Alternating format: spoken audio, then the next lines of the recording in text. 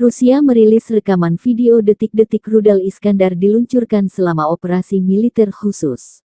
Angkatan bersenjata Rusia terus menggunakan senjata rudal presisi tinggi terhadap infrastruktur dan peralatan militer angkatan bersenjata Ukraina.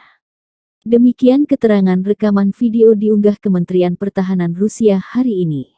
Secara total, 127 aircraft dan 98 helikopter, 234 sistem rudal anti-pesawat S-300, Buk M1, OSA AKM 436 kendaraan udara tak berawak, 2052 tank dan kendaraan tempur lapis baja lainnya.